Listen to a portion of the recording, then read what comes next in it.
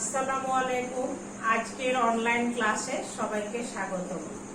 আমি মোসাম্মদ রেজিনা আক্তার জাহান, প্রভাষক, হিসাব বিজ্ঞান বিভাগ, ভোলাহাট মহবুলা মহাবিদ্যালয়, ভোলাহাট, চাঁপাইনবাবগঞ্জ।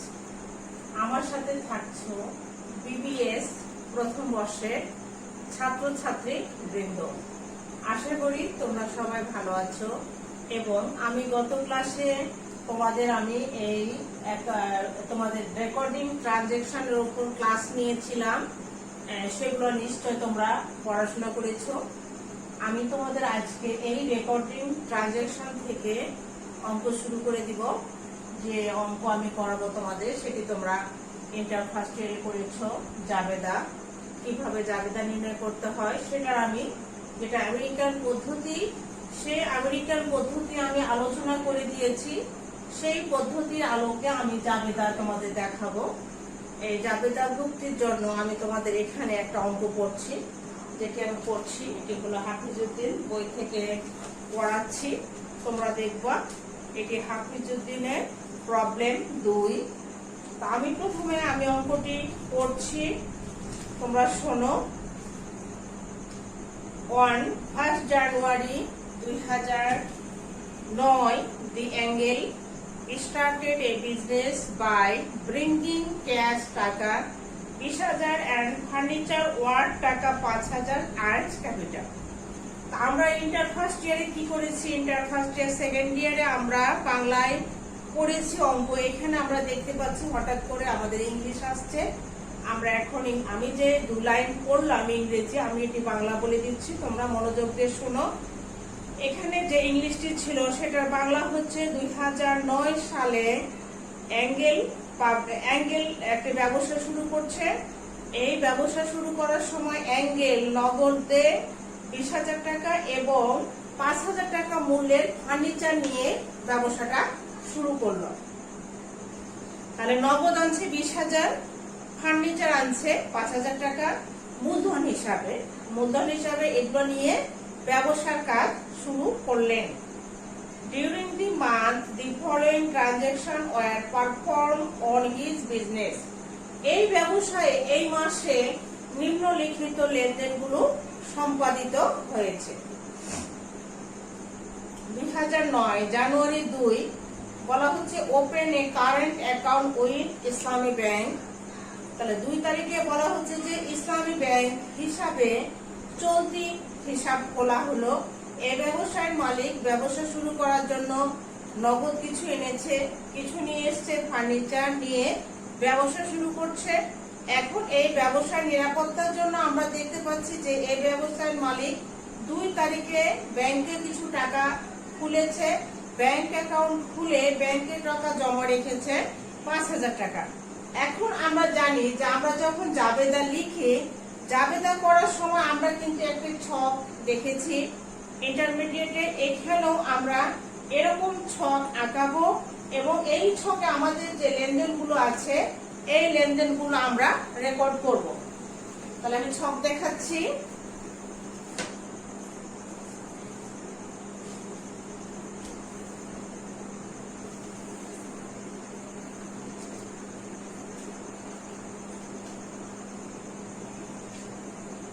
আমি তোমাদের এখান থেকে ছক দেখিয়ে দিচ্ছি। এই ছকের মধ্যে আমি জাবেদা রেকর্ড করব। ছক তোমরা সবাই জানো, আবারও দেখে নাও।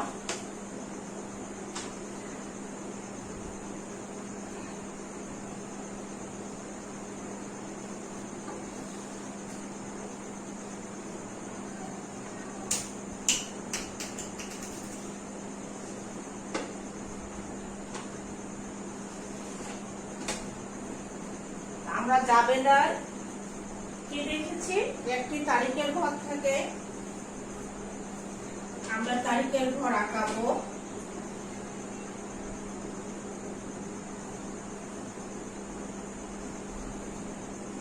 তারিখ আমি ইংরেজিতে বলছি, যেটা ফার্স্ট ইয়ারে শিখেছ, সেই আমি বাংলাটা প্রথমে বলে নিচ্ছি। যে আমরা সেখানে দেখেছি তারিখের ঘর, বিবরণের ঘর, খতিয়ান পৃষ্ঠার ঘর আর 2টি টাকার ঘর আমরা দেখেছি। এখন আমরা এখানে ইংলিশে লিখব। আমরা ইন্টারে লিখেছি বাংলাতে, আমরা এখানে লিখব ইংলিশে। ইংলিশে আমাদের এখানে তারিখের ইংরেজি ডেট, এখানে বিবরণে আমরা লিখতে পারি accounts title,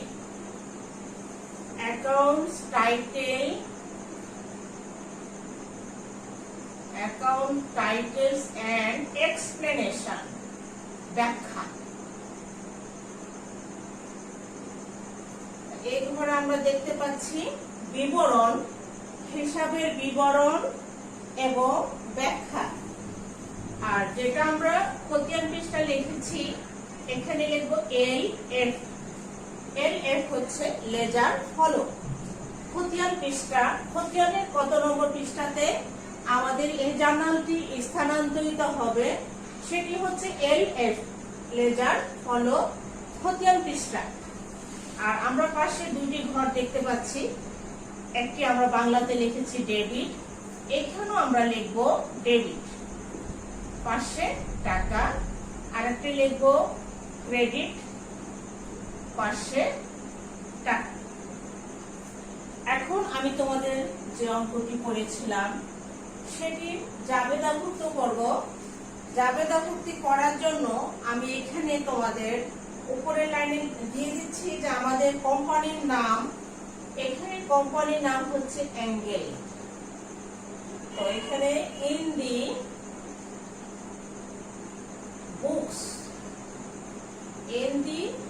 books of mister Angel, ANGEL। তাহলে অ্যাঞ্জেলের বহিতে আমরা কি করব? জাবেদাভুক্তি করব। আমরা করব জাবেদাভুক্তি, সেজন্য এখানে লিখব জার্নাল, JOURNAL। আমরা এখানে করব কি? জার্নাল। আর আমরা ইন্টার ফার্স্ট ইয়ারে কি লিখেছিলাম? জার্নালে এখানে লিখেছিলাম জাবেদা। যেহেতু আমরা বাংলায় করেছিলাম হিসাবভুক্তি, আমরা এখানে ডিগ্রিতে এখন এসছি, আমরা আমাদের ডিগ্রি এবং আমাদের অনার্স লেভেলে অ্যাকাউন্টিং আর বাংলাতে করানো হয় না। আমাদের অ্যাকাউন্টিং পেপারটি এখানে আমরা ইংলিশে পড়াবো এবং এটা সব জায়গাতে ইংলিশে পড়ানো হয়ে থাকে। সেজন্য তোমরা এখন থেকেই প্র্যাকটিস করবা, প্র্যাকটিস করলে ঠিক হয়ে যাবে। তাহলে আমরা এখানে কি দেখলাম? জাবেদার ইংলিশ দেখলাম জার্নাল। ডেট দেখতে পাচ্ছি তোমরা, date, accounts title and explanation, এটা হলো ব্যাখ্যা। আর দুটি ঘর দেখতে পাচ্ছি ডেবিট আর ক্রেডিট। এখন আমি যে অঙ্কটি করেছিলাম সেটি শুরু করছি। এটি সাল ছিল 2009। এবার আমরা তারিখের ঘরে চলে যাব। 2009 এর কোন মাস? জানুয়ারি। জানুয়ারির কত তারিখে আমাদের প্রথম লেনদেন শুরু হয়েছিল? জানুয়ারির 1 তারিখ।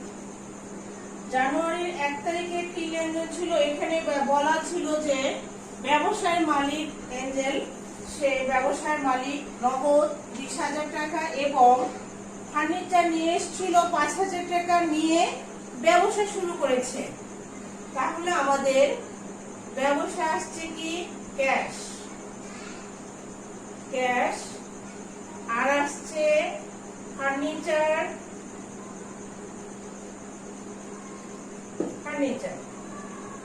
আর ক্রেডিট করব কি? মিস্টার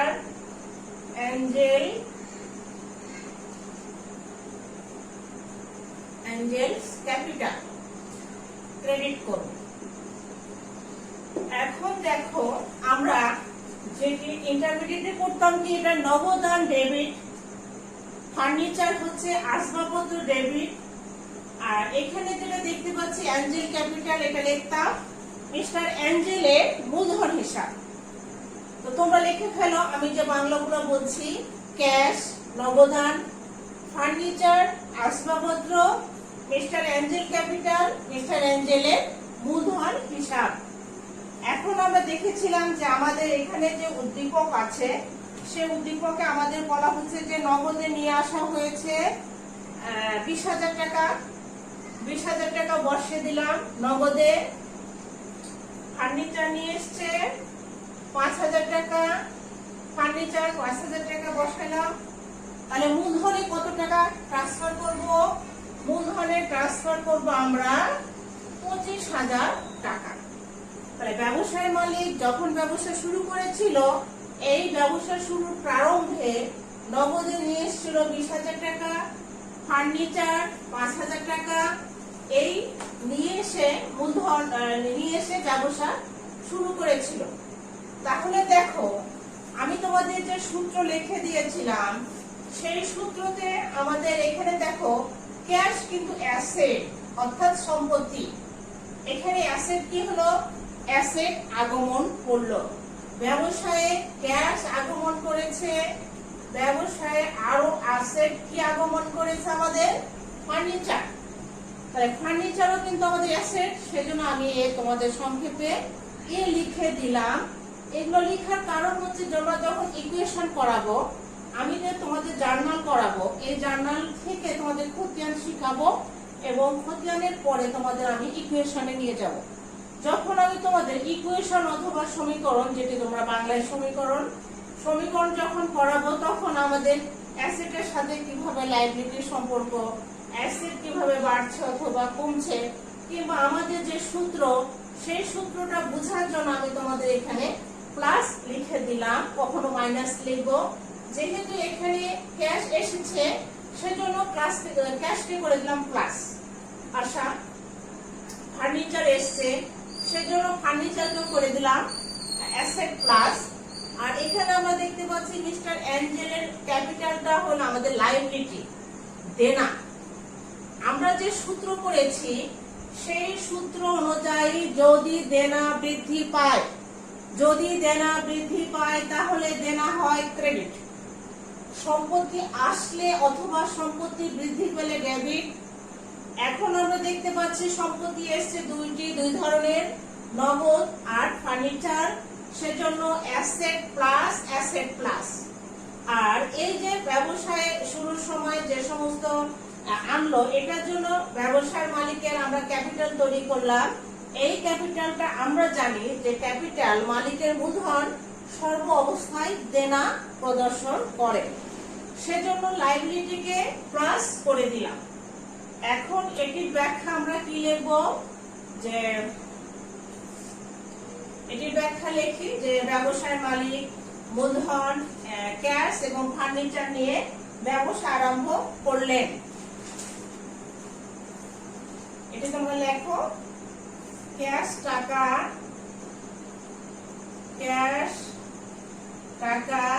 20,000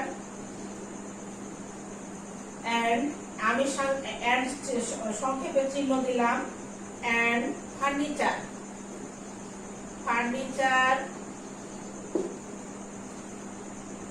টাকা 5,000 ব্রট, BROUGHT, ব্রট আনয়ন করা।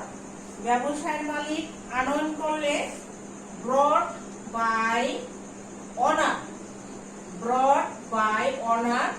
অনার হচ্ছে মালিক, অথবা অনারের জায়গাতে লিখতে পারি, এখানে আমরা নাম ব্যবহার করতে পারি, আমরা দিতে পারি মিস্টার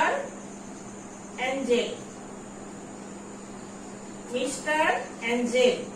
তাহলে আমরা প্রথম স্টেপে যখন জাবেদা শিখেছি, সেই জাবেদায় দেখেছি যে যখন মালিক মূলধন স্বরূপ যেটি ব্যবসায় আনয়ন করছে কিংবা আনয়ন করবে, আমাদের এই যে প্রথম জাবেদা, এই জাবেদাটি আমাদের মোটামুটি প্রত্যেকটা অঙ্কই থাকার কথা, দুই একটা অঙ্কে যদি আমাদের এটি নাও থাকতে পারে, তাহলে আমরা এইভাবে শিখে নিব। তাহলে এর পরবর্তী জাবেদায় আমি যাচ্ছি। পরবর্তী জাবেদায় বলা হচ্ছে যে 2 তারিখে বলা হচ্ছে যে open A current account with Islami bank. ইসলামী ব্যাংকে চলতি হিসাব খোলা হয়েছে 5,000 টাকা। এটির তারিখ দেখে নেই। এটির তারিখ হচ্ছে 2 তারিখ, জানুয়ারির 2 তারিখ। ইসলামী ব্যাংকে কারেন্ট অ্যাকাউন্ট খোলা হচ্ছে, সেজন্য এখানে লিখবো ইসলামী ব্যাংক, ইসলামী ব্যাংক কারেন্ট। আর কি করব, ইসলামী ব্যাংকে যেহেতু কারেন্ট অ্যাকাউন্ট খোলা হয়েছে, এই কারেন্ট অ্যাকাউন্ট খোলার জন্য ব্যবসা থেকে টাকা চলে গেছে। কত টাকা ব্যবসা থেকে চলে গেছে? 5,000 টাকা। ব্যবসার মালিক ইসলামী ব্যাংকে চলতি হিসাব খুলল। ব্যবসায়ের মালিক ইসলামী ব্যাংকে 5,000 টাকা নিয়ে চলতি হিসাব খুলেছে, সেজন্য আমরা এখানে জাবেদা কি দিলাম? ইসলামী ব্যাংক কারেন্ট অ্যাকাউন্ট, অথবা আমেরিকান মেথডে আমাদের অ্যাকাউন্ট লেখার প্রয়োজন নাই, সেজন্য আমি এখানে অ্যাকাউন্ট লেখলাম না, লিখলাম কি ইসলামী ব্যাংক কারেন্ট। এবং এটির জন্য ব্যবসায়ের মালিক যখন টাকা ব্যাংকে খুলবে অথবা অ্যাকাউন্ট খুলবে, তখন কিন্তু ব্যবসা থেকে টাকা চলে যাবে। তাহলে আমাদের আগে চিনতে হবে যে ক্যাশটা কি। ক্যাশ হচ্ছে আমাদের সম্পত্তিবাচক হিসাব, এটি সম্পত্তি। এখন সম্পত্তিবাচক হিসাব অথবা সম্পত্তির যে ফর্মুলা, যে সূত্র, সেই সূত্রে দেখেছি যদি সম্পত্তি আসে তাহলে উক্ত সম্পত্তি ডেবিট, যদি সম্পত্তি চলে যায় তাহলে উক্ত সম্পত্তি কি করে থাকি? ক্রেডিট করে থাকি। এখানে আমরা দেখতে পাচ্ছি যে ইসলামী ব্যাংকে ব্যাংক অ্যাকাউন্ট খোলার জন্য ব্যবসা থেকে টাকা চলে গেল, তাহলে এখানে অ্যাসেট চলে গেল। অ্যাসেট চলে গেল, আমরা অ্যাসেটকে কি করি? অ্যাসেটকে করি ক্রেডিট। আর এই যে ইসলামী ব্যাংকে কারেন্ট অ্যাকাউন্ট খোলা হচ্ছে, এটিও কিন্তু অ্যাসেট। কারণ এই টাকাটি, যে টাকাটি নগদ টাকাটি ব্যবসা থেকে চলে গেল, এই টাকাটি কিন্তু আমাদের জমা হয়ে গেছে কোথায়? জমা হয়ে গেছে ইসলামী ব্যাংকে। তাহলে এটিও আমাদের সম্পত্তিবাচক হিসাব। সম্পত্তিবাচক হিসাবের সূত্র অনুযায়ী আমাদের একটি সম্পত্তির মূল্য বৃদ্ধি পেলে অথবা সম্পত্তি আসলে উক্ত সম্পত্তি হবে ডেবিট। আমাদের জাবেদা ভালো করে বুঝতে হবে। এখন আমাদের এই জাবেদা যেগুলো করাচ্ছি, এগুলো আমাদের পূর্বের জাবেদা। তারপর আমি তোমাদের বোঝানোর চেষ্টা করছি, এবং তোমরা যদি কোনো জায়গায় না বুঝে থাকো আমাকে বলবা। তাহলে 2 তারিখে আমাদের যে লেনদেন ছিল সেটি শেষ হয়েছে।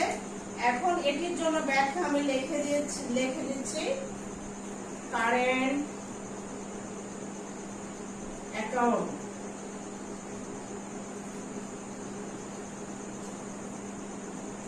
is open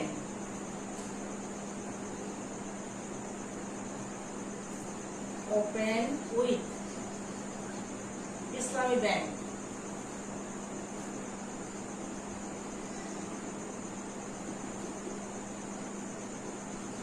আমরা ইন্টারেক্টলি লিখেছি যে ইসলামী ব্যাংকে চলতি হিসাব খোলা হলো। ওটারই আমরা ইংলিশকে লিখছি current account is open with Islami bank. ইসলামী ব্যাংকে চলতি হিসাব খোলা হলো।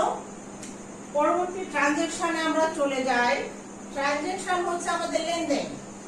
পরবর্তী ট্রানজাকশন আমরা এবার দেখব কি আছে। বলা হচ্ছে যে ক্যাশ পারচেজ।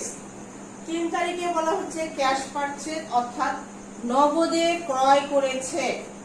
তাহলে নগদে ক্রয় করেছে, এটার জন্য তারিখ লিখব 3 তারিখ। Purchase debit, cash credit. Purchase debit, cash credit. এখন আমাদের পারচেজ কত টাকার করেছে? পারচেজ করেছে আমরা দেখতে পাচ্ছি 3,000 টাকা। 3,000 টাকার মালামাল নগদে ক্রয় করা হয়েছে। নগদ ক্রয়। তাহলে আমরা এখানে পারচেজকে আমরা সম্পত্তিবাচক হিসাবও ধরতে পারি। আবার যেহেতু ক্রয় করলে সম্পত্তি আসবে, মালামাল আসবে, ব্যবসার মালিক কি ক্রয় করেছে সেটা দেখবো। আবার কখনো কখনো পারচেজকে আমরা খরচ হিসাবে চিহ্নিত করতে পারি, কারণ ক্রয় করার ফলে খরচ হয়। সেজন্য দেখো, যদি পারচেজকে সম্পত্তি হিসাবে ধরা হয় তবুও কিন্তু সম্পত্তি বাড়ে, সম্পত্তি বাড়লে অ্যাসেট প্লাস। যদি পারচেজকে খরচ হিসাবে ধরি তাহলে খরচের সূত্র অনুযায়ী খরচ বৃদ্ধি পেলে ডেবিট। যদি আমরা পারচেজকে খরচ হিসাবে ধরি তাহলে আমি যে সূত্র দিয়েছিলাম সে সূত্র অনুযায়ী যখন খরচ বৃদ্ধি পাবে তখন ডেবিট। যদি সম্পত্তি হিসাবে ধরি পারচেজকে তাহলে সম্পত্তির মূল্য বৃদ্ধি পেলে ডেবিট। যেই জিনিসটি ক্রয় করা হচ্ছে সেই বস্তুটিকে যদি সম্পত্তি হিসাবে ধরি তাহলে সম্পত্তি যে সূত্র লিখে দিয়েছিলাম আমি আমেরিকান পদ্ধতিতে যে সূত্র দিয়েছিলাম সেই সূত্র অনুযায়ী সম্পত্তি আসলে অথবা সম্পত্তির মূল্য বৃদ্ধি পেলে ডেবিট। ক্রয়ের ফলে সম্পত্তি আসছে যদি ধরে নেই যে ক্রয়ের ফলে সম্পত্তি আসছে, তাহলে সম্পত্তি আসলে সম্পত্তি বৃদ্ধি পাবে, বৃদ্ধি পেলে ডেবিট। আবার ক্রয়ের ফলে খরচ যখন ধরবো যে ক্রয় করার ফলে খরচ হচ্ছে, এই খরচের জন্য আমরা তখন খরচের সূত্র প্রয়োগ করব। খরচের সূত্র দেখেছিলাম যে খরচ বৃদ্ধি পেলে ডেবিট। এখন ক্রয় করার ফলে ব্যবসার দিকে নগদ টাকা চলে গেল 3000 টাকা, ক্যাশ চলে যাচ্ছে। আমরা জানি ক্যাশ সম্পত্তিবাচক হিসাব। সম্পত্তিবাচক হিসাবের সূত্র অনুযায়ী আমাদের এখানে আমি অ্যাসেট লিখে দিলাম, অ্যাসেট মাইনাস হচ্ছে, অর্থাৎ অ্যাসেট চলে গেল ক্রয় করার ফলে। 3 তারিখের আমি তোমাদের ব্যাখ্যা লিখে দিচ্ছি যে আমাদের এখানে ক্রয় করা হয়েছে পণ্য, সেজন্য লিখবো গুডস। গুডস আমরা বাংলায় দিয়েছি ইন্টারমিডিয়েটে পণ্য, তাহলে এখানে আমরা লিখবো goods purchase, purchase for cash. নগদে পণ্য ক্রয় করা হইল, বাংলা কি দেখলাম নগদে পণ্য ক্রয় করা হলো, সেটার ইংরেজি লিখলাম গুড পারচেজ ফর ক্যাশ। আমাদের এই ক্রয়, তারপরে এখানে আমরা যে পয়েন্টটা দেখতে পাচ্ছি ট্রানজেকশন, আমাদের কমন ট্রানজেকশন। এই কমন ট্রানজেকশন আমরা ইন্টারও করেছি, ডিগ্রি তো আমরা দেখতে পাবো বিভিন্ন জায়গাতে। আমরা এই বিষয়ে এই সমস্ত ট্রানজেকশন গুলো কিন্তু আমরা দেখতে পাবো।